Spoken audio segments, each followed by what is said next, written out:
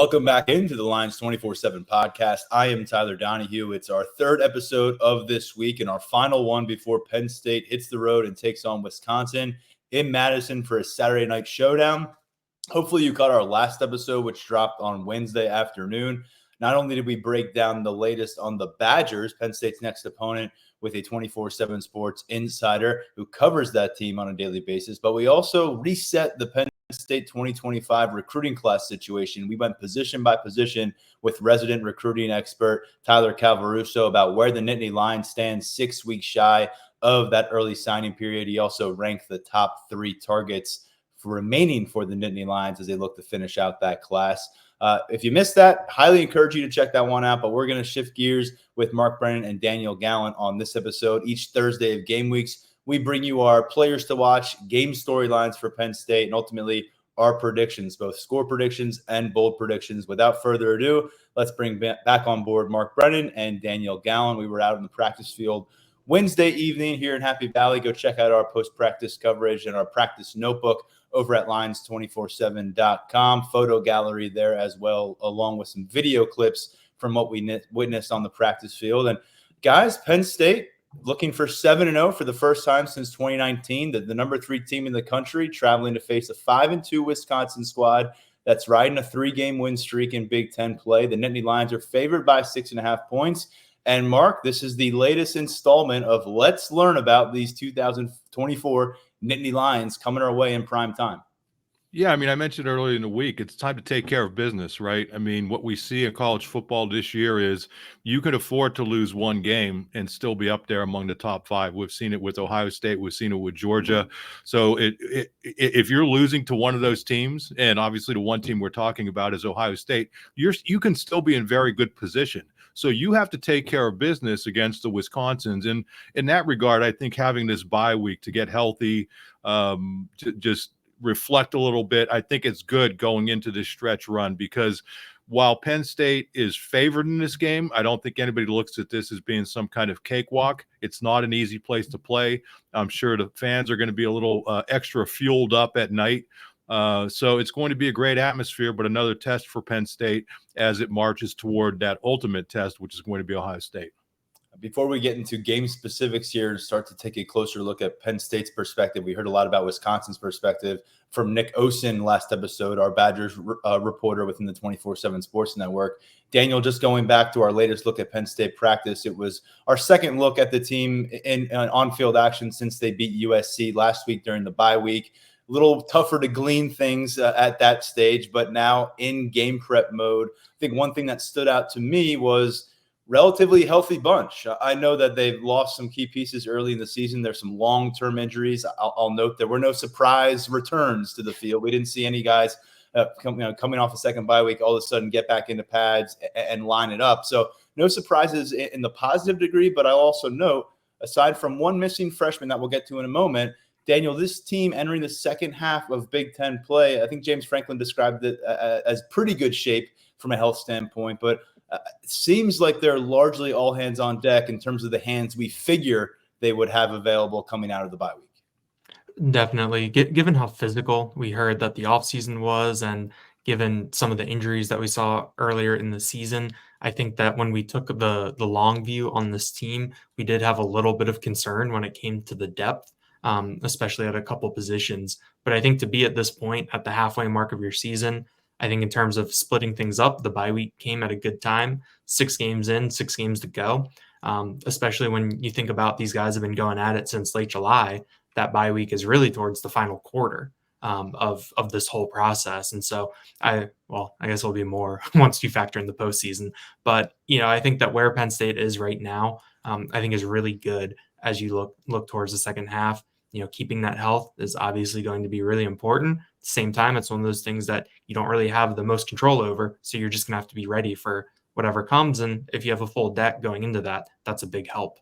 6 regular season games remaining. We will say there are 5 available post-game matchups to Penn State beyond that if they were to continue playing deep into December and beyond that. But first things first, focusing on what we've got here. I mentioned one missing component. You were focused on offense, Daniel. You brought this to our attention after practice. No Quentin Martin Jr. He's been RB3 for the team since Cam Wallace suffered an injury back in mid-September. He's played in 3 games, so 2 more games of the next 6 would burn his redshirt status, although James Franklin told us early in the week they consider him a yellow light freshman right now, trying to figure out how to navigate him being the 3rd running back with also getting a red shirt at the end of this regular season. What do we need to know if Quentin Martin were to remain unavailable against USC or against Wisconsin, I should say, and ultimately he played a couple snaps on offense against USC. He played late in a couple blowout losses. He was the number 2 guy against Illinois, but largely, Daniel, we can't kind of act like Quentin Martin's been a central component of offensive plans. Definitely. He only played 2 snaps in that USC game. One of them was a pretty cool play and with some option action, but we haven't really seen him that much out there. I think that when you look at this running back depth chart, they took 4 running backs with them to USC on the travel roster: Singleton, Allen, Quentin Martin as the number 3, and then Tyler Holsworth as the number 4.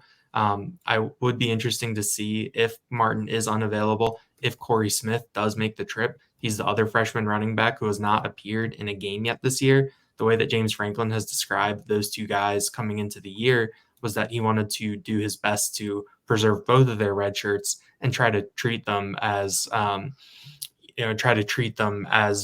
one guy. On Wednesday night, Corey Smith was in a scout team number, which is interesting to me. I think that if Quentin Martin was dealing with something potentially long-term, maybe you see Corey Smith in his normal number 24. But I think that it'll just be wait and see. We'll see when we get out to Wisconsin if Quentin Martin makes the trip, if Corey Smith is there, going back to his home state. He's from Milwaukee, and we'll go from there. But someone on our board kind of brought up the point where it feels like it could be a little bit like 2022, where you went down the stretch and it was Nick Singleton and Kaytron Allen, and you sort of just white knuckled it that you were going to get to the finish line without having to dip down into that depth. Yeah, and we're 32 games now into the college careers of Kaytron Allen and Nick Singleton. They've missed 1 combined game. That was about a month ago against UCLA, or about 3 weeks ago, I guess I should say, against UCLA for Nick Singleton. But they've been ready and available for the most part throughout their careers. When we look at the defensive side of things, Mark, one thing that I came away, at least my interest was piqued by this. There were several freshman defenders on the defensive practice field who were in their normal jerseys, and we'll call it varsity jerseys for this particular conversation. We're in a game week. A lot of these freshmen are wearing scout team jerseys. They're wearing a number that reflects an opponent Penn State's preparing for, whether it's Wisconsin or somebody else on that given week. We normally have seen Max Granville, defensive end, linebacker Anthony Specca, and of course safety Dejon Lane, who's burned his red shirt. Those guys have been in their own jerseys. But Mark, we saw Jalen Harvey, another defensive end, Xavier Gilliam, a defensive tackle, safety Antoine Belgrave Shorter, safety Vabu Torre, each in their own uniform numbers. Now, you talked about this early in the week. Bye week gives you a chance to take a longer look at some of these young pieces. Maybe you make some decisions to get guys inserted into game plans a bit more. I'm not saying we're going to see a wave of freshman involvement on defense this week, but I'm wondering if this starts to seep into special teams coverage, maybe into some defensive packages, because everybody I mentioned, they've got multiple games to play. Torre's played in 2 games, so he can get in 2 more this regular season. Everybody else can get in 3 more regular season games without burning redshirt.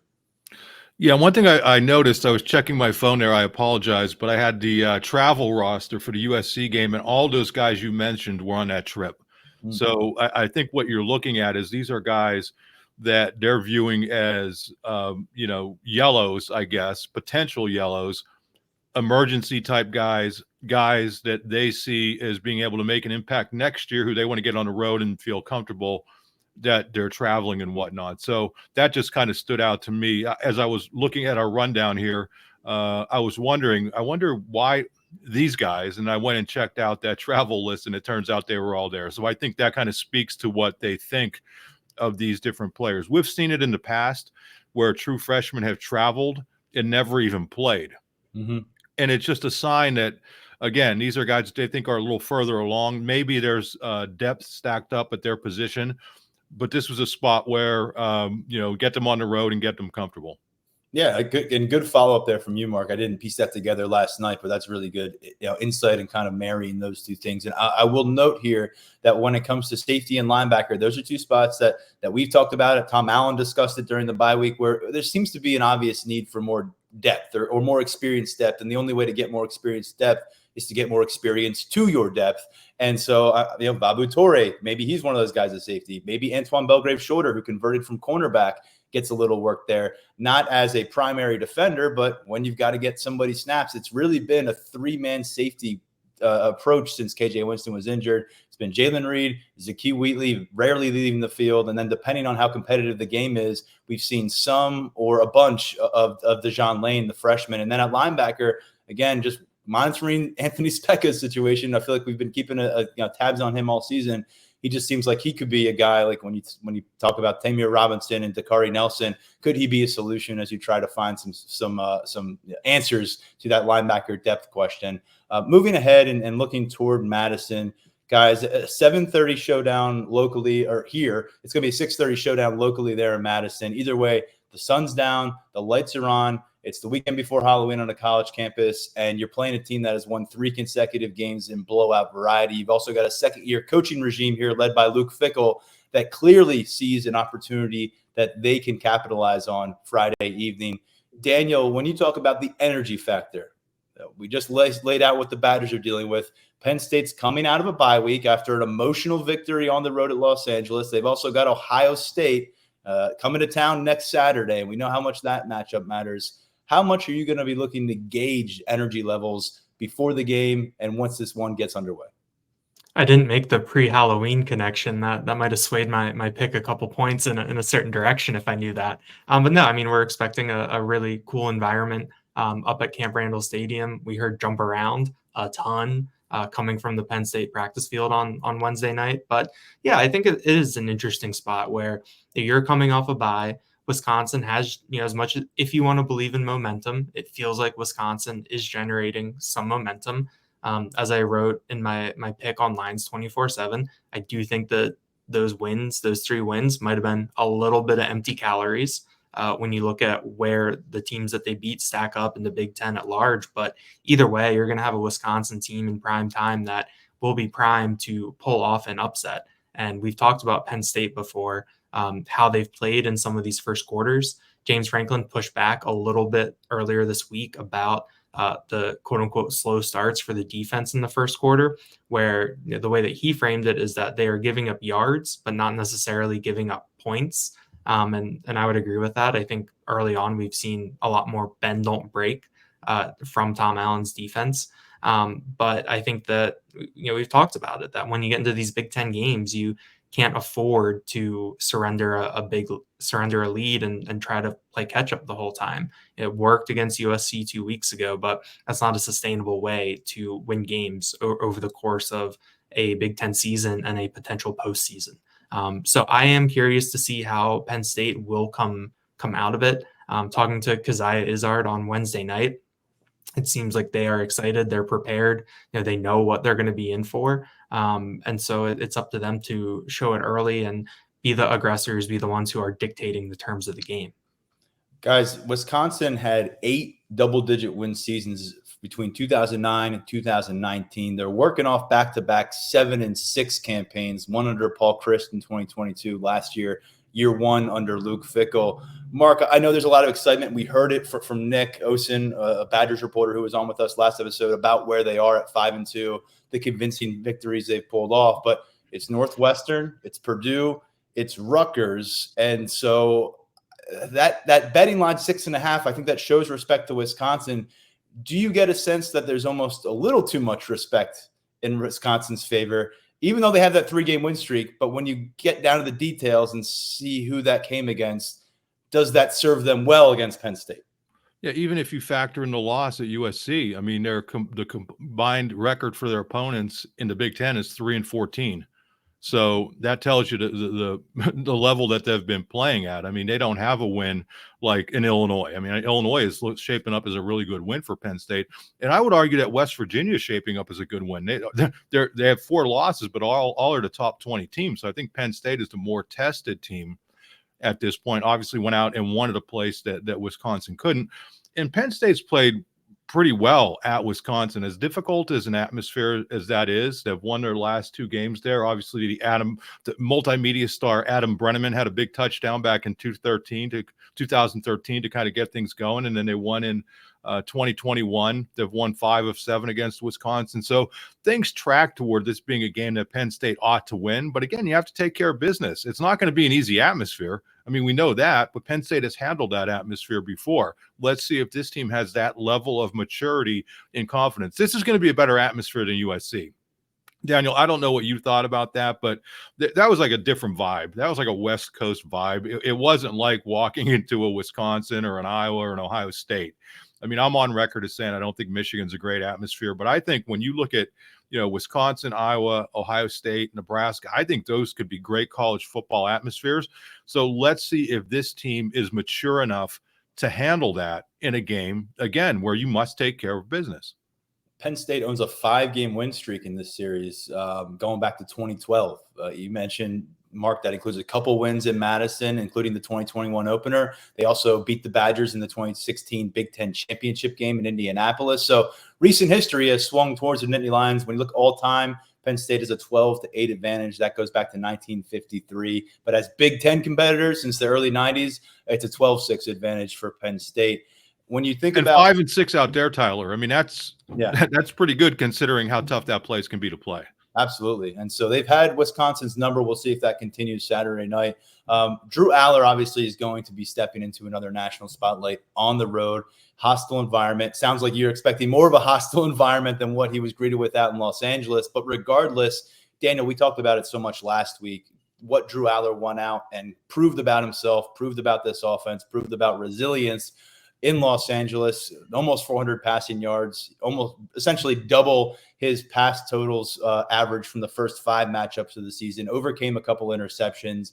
And I think we're starting to see nationally and, of course, locally here, those who cover this team day to day, there's a different image of Drew Aller. There's an evolving perception of who he is now and who he can be as he continues to develop as a quarterback. And boy, he can take another big step in that department on Saturday, but he could also stumble and take a step backward as well. And so I think this is a really fascinating central storyline to the matchup. Yeah, I think this is another chance for Aller to have, another one of those coming out parties that we've talked about. I think when you talk about that USC game, it's 3:30 in the afternoon. It was in that prominent CBS time slot, but that was just a college football day where there was so much stuff going on and there was so much attention really spread out, across the Big Ten and the SEC.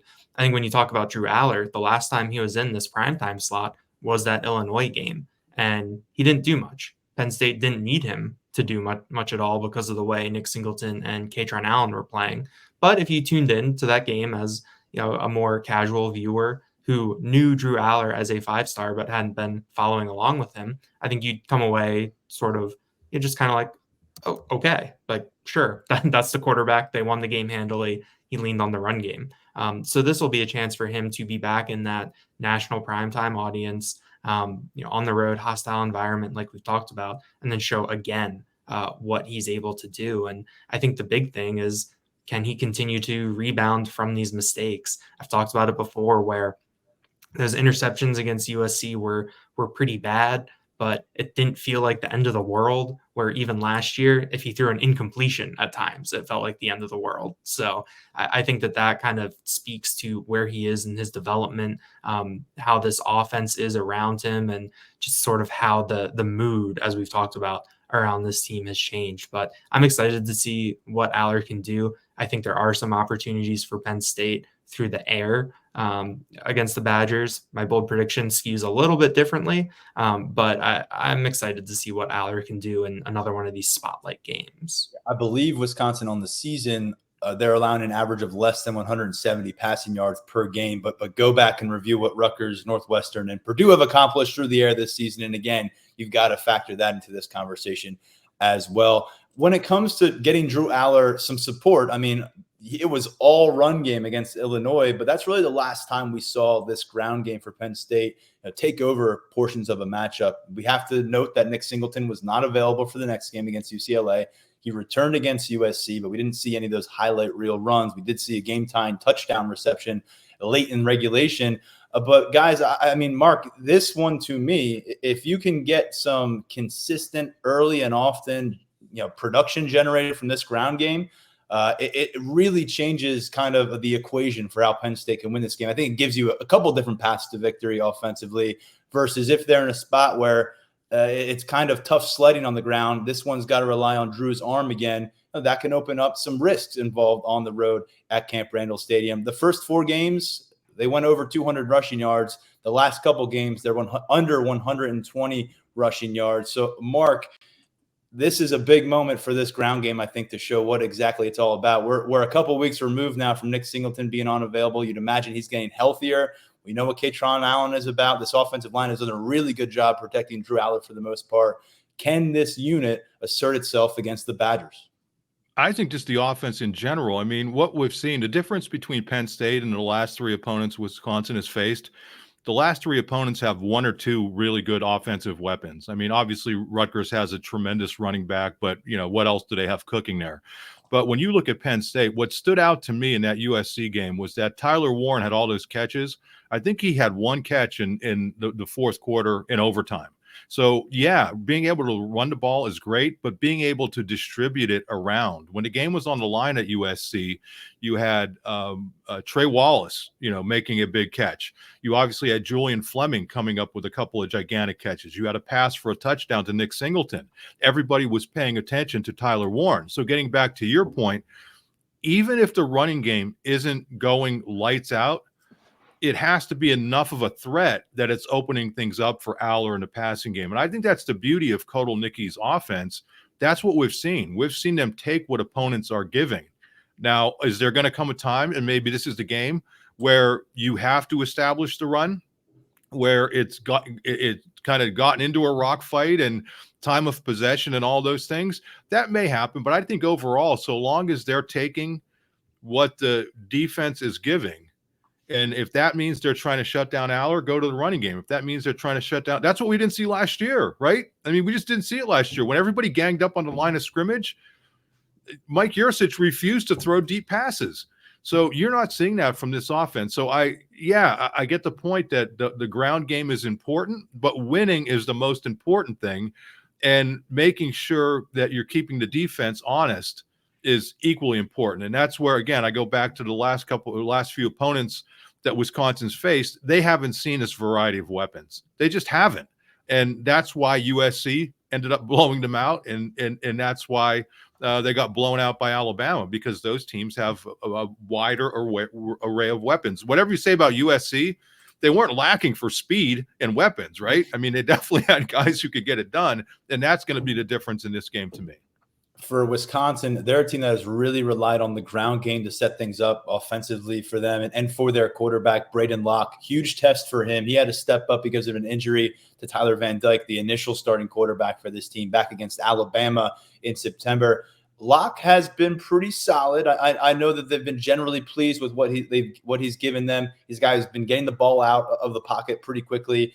He's also a guy who has not done great under pressure over the course of this season. He's got an interception in every single one of his starts so far on the season. So he has been, I don't want to say careless with the ball, but he's shown consistently he'll put it in harm's way. And so, Daniel, we talked about Drew Aller. Can he take the next step forward? I mean, Wisconsin's been able to really get by on setting things up with the ground game. Tawee Walker, their running back, has been on a hell of a streak here lately. He had 120-plus yards against Northwestern, almost 200 yards against Rutgers. But, man, Penn State, I know USC gashed them in a couple different occasions, but the collective body of work indicates they're not going to be all that susceptible to getting burned on the ground over and over and over again on Saturday night. So I think at some point we're going to have to see Mr. Locke step up, show what he's about, and at the same time, that's when the Nittany Lions pass rush can come into play in a big way. I think that's where getting that fast start from the Penn State offense and defense is so important, that if you can get Wisconsin down 10-0, 14-0, then you can really let Abdul Carter and Denai Dennis Sutton tee off. I think the one thing with Penn State is that they are a very stout group.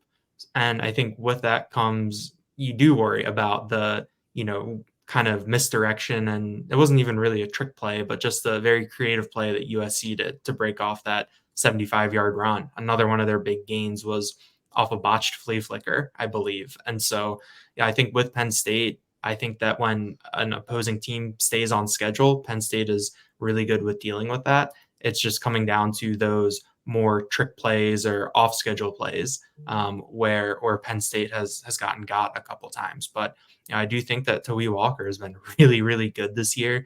They have a young wide receiver whose name I don't want to butcher, who has had a couple big games. I believe he was a Big Ten Freshman of the Week. And if you're a wide receiver who's Big Ten Freshman of the Week in a conference with Jeremiah Smith, that's pretty impressive. And so, there are some playmakers out there, but I just think that Penn State is very well equipped to handle Wisconsin. And the earlier they can get a lead, the earlier Abdul Carter, Zane Durant, Denai Dennis Sutton, Amin Vanover, take your pick, they can go to work and really make some things happen against Braden Locke. And as we said, a couple different receivers. We discussed them on the last episode to really know more of a possession type. And Will Pauling, who followed Coach Fickle over from Cincinnati, he's got 30 catches for 300 yards and a couple scores in the season. Deep vertical threat, Vinny Anthony is the one to watch here. 13 catches for 314 yards. That's an average of over 24 yards per catch. And I think ultimately Tom Allen, I mean, Mark, you talked about it a bunch of times this season. He is a guy who loves to sink himself into that film room and come out with solutions. So he just had a bye week. He should know his personnel very much better than he did even coming off that week 2 game when they went to the bye week. So what are you looking for from the defense as Tom Allen has a chance to kind of reassess things, maybe add some new wrinkles, maybe get guys involved in new ways? Where's your attention shifting there? Yeah, I mean, I think the key in this game is you're going to see them really make an effort to stop the run. And this isn't your grandfather's Wisconsin team where they're going to run it 70 times. But as has been mentioned already, in this discussion, they do run the ball to set up the passing game. And if they're forced to pass, they're going to be in trouble. So I think this is going to be one of those situations where the linebacker play is going to be really key for Penn State, especially early in terms of being in those gaps, not making some of the mistakes that we've seen the younger linebackers make, and just taking care of business. And to that end, I think what we're going to see is a lot of rotation up front to keep everybody fresh. That's worked really well for them this year, especially when it comes to the second half and the fourth quarter. I think that's been one of those things that's a little bit overlooked when everybody's talking about how good defense has been in the second half compared to the first, even though Franklin is disputing that. I think the fact that they're so deep has been able to keep guys fresh. We've mentioned it, when somebody's battling Abdul Carter and Denai Dennis Sutton, and then in come Amin Vanover and Smith Vilbert, I think it's very difficult. And the same thing with the tackles. You're going to see them rotating all those guys, but I think it's going to be really imperative for the linebackers to have a good game. And if they feel comfortable enough doing it, getting Jalen Reed up there by that line, with Day Lane being able to play safety, because he is another linebacker who is just more versatile. He doesn't have the size, but he has the toughness and all those things. So I look for them to really look to stop that run game, to force them into passing. And then the stuff that Daniel was talking about, now you unleash your pass rush. Now you count on a guy who's made a lot of mistakes at quarterback to make even more mistakes. Reed has been fantastic as a run defender, and we'll see if they were able to gain that confidence to bring him up to the second level with more consistency on Saturday night. Guys, let's get into our players to watch and then our predictions. And in terms of players in the spotlight, we're going right back to you to start this one, Brennan. Yeah, I'm going to go with Kobe King. I know I mentioned that Jalen Reed could have a big game, but, when I look at stopping the run, and the guy who can really get it done for Penn State, I love what I've seen out of Kobe King. Jalen Reed is Penn State's leading tackler just because of the way things have played out. But I think against this sort of opponent, it's going to be imperative for Kobe King to have a bunch of tackles and to really organize that defense and have everything ready to go, have everybody where they need to be I think the one way that this defense is going to get hurt is, what we've seen with young guys making mistakes. And he's got to be the guy who's out there directing everything, coaching guys up on the field, some of the younger guys who are being forced to play, and getting the job done himself. So Kobe King is my guy to watch. Tom Allen was highly complimentary of King during the bye week. I believe Drew Aller, coming out of the USC game, called him the best middle linebacker in America. They love his leadership skills. We'll see what it looks like Saturday. Daniel, who's your player to watch here? I guess I'm cribbing off Mark's notes because I have Jalen Reed as my player to watch. I think that he's someone that you can define as a primetime player. He showed up big in that West Virginia game on national TV to start the year. And I think that when you look overall at how he plays the game, he's going to be really involved. I think that the ability to play some kind of dime and use that prowler package and put 4 cornerbacks on the field, I think that's allowed them to move Reed around a little bit and do some things with him, especially as a blitzer. And he's someone that knows he wants to make a name for himself. He wants to put himself on the radar. He said earlier this year that he feels he didn't get enough attention or respect as he deserved. And I think this is another opportunity for him to put himself out there and show what he's able to do. I'm going to go to a phase of the game that we haven't discussed yet, special teams. Ryan Barker, you convert the game-winning kick against in the LA Coliseum against USC in overtime, and your reward is now a road trip to Camp Randall to encounter that environment. And so, 6 for 6 so far on field goals. We've talked about, this one maybe being a more narrow matchup and how every point can matter. And so I think my eyes are on Ryan Barker. If he gets through this, passes another test, converts some key kicks, maybe late in the game as well, I think there's going to be very, very little doubt about where he stands in terms of being a trustworthy place kicker going into that Ohio State matchup. And I think that's a really good thing. So we'll see how Barker comes out of it, but he's the guy I really want to see if he can repeat the performance. He's 6 for 6, as I said so far, on field goals, but more pressure cooker moments do await Barker. And then predictions, scores, and bold variety. Daniel, get us going. Yeah, I'll start with my bold prediction. Earlier when I was talking about the Wisconsin pass and run defense, I had my numbers flipped. You did a nice job gently correcting me, Tyler.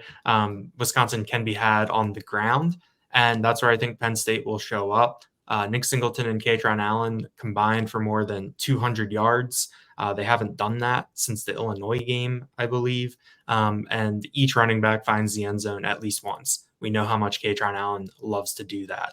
And I think that's the engine that brings Penn State to a 27-17 win at Wisconsin. Like I said earlier, you look at who this Wisconsin winning streak has come against. None of those teams really impress me at all in terms of what kind of level win they are. I know that Wisconsin dominated them, which is what you're supposed to do if you're a good team.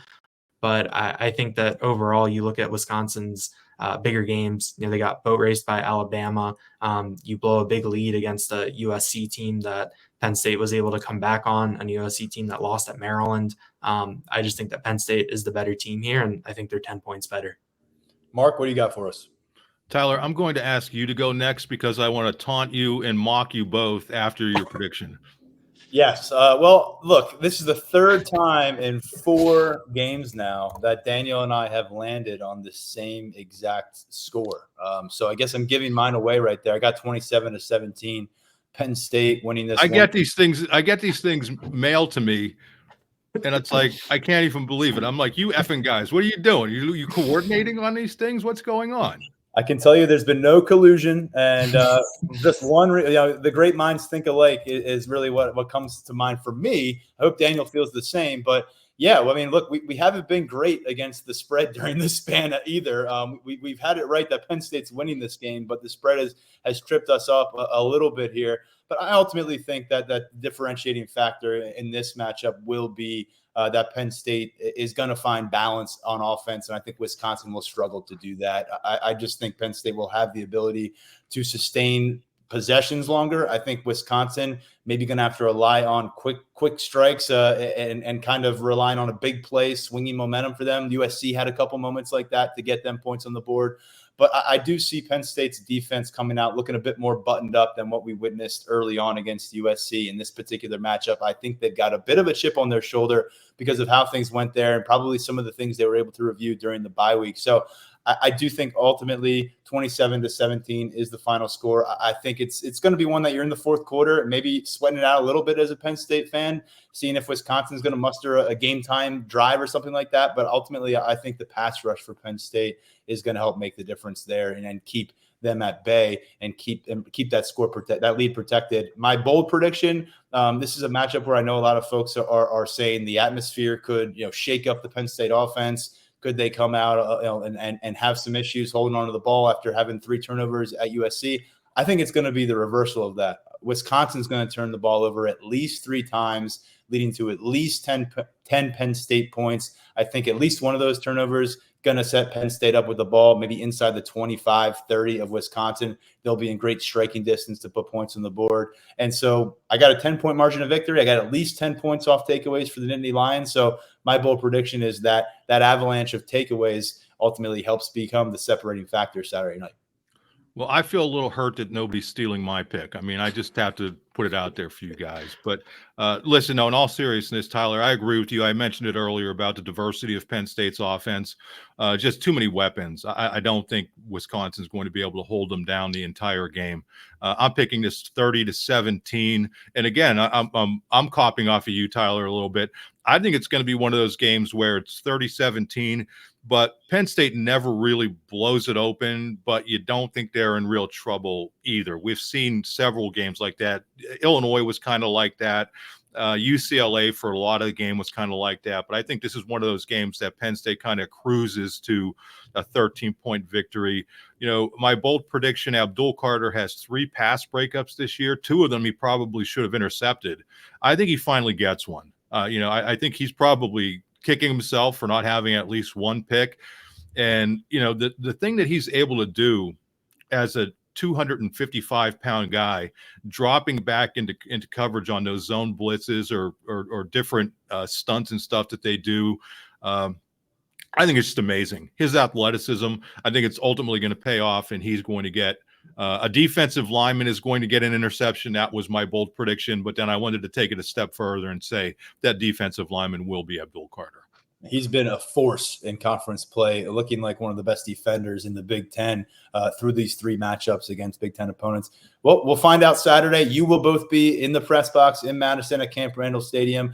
I'll be hanging here in our Happy Valley headquarters, waiting for Daniel to find a spot to record a post-game podcast deep into the night Saturday. So we'll bring that to you in between now and kickoff. A bunch of coverage coming your way at Lions247.com. These guys will give you the latest pregame notes as well. They'll have the binoculars out, making sure there's no surprises with player availability. They'll have the travel roster and notes on that on Saturday afternoon as we near this matchup, 6:30 local time, 7:30 Happy Valley time between number 3 Penn State and the 5-2 Wisconsin Badgers. Mark, Daniel, appreciate it. You know what awaits next week. Let's see if we got a 7-0 squad to cover. Safe travels. Talk to you both soon. Thanks, Tyler. On behalf of them, I'm Tyler Donahue. This has been the Lions 24/7 Podcast.